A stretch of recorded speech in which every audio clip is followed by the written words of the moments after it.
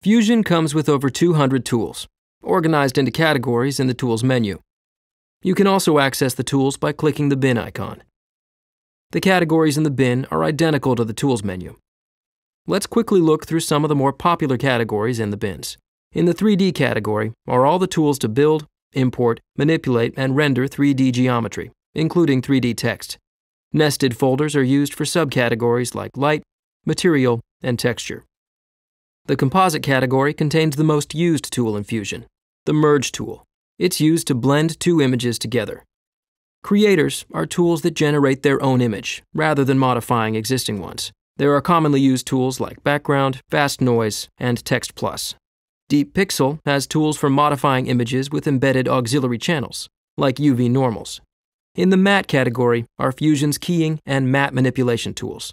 Optical Flow is a collection of tools for repairing damaged or missing frames, as well as generating motion vectors using optical flow analysis.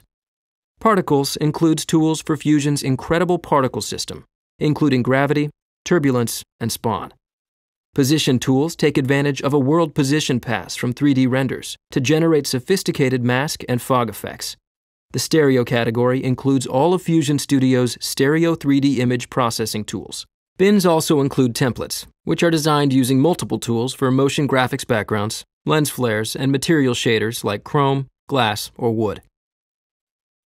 To apply a tool or a template from a bin, first select the category, then drag a tool to the flow graph area and connect it to the image you want to modify.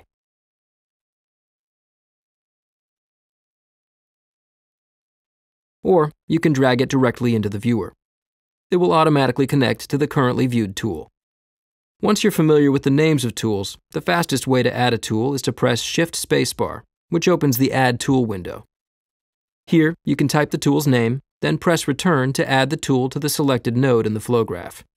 The specific parameters for the tool can be found in the Controls panel.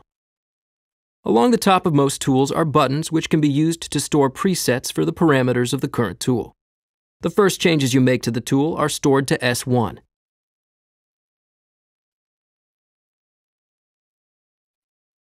Selecting S2 allows you to create a second preset. You can have up to 6 versions and toggle between them at any time. The Bypass button at the top of the control panel lets you temporarily disable the effect. Most tools have a common set of parameters that are located by clicking the Common Controls tab. Common controls include a blend slider, which adjusts the overall strength of the tool. There are also checkboxes that allow you to select which color channel is modified. Here you'll also find ways to process masks connected to the tool. On tools that create motion, like a transform tool, there is also a motion blur option in the Common Controls tab.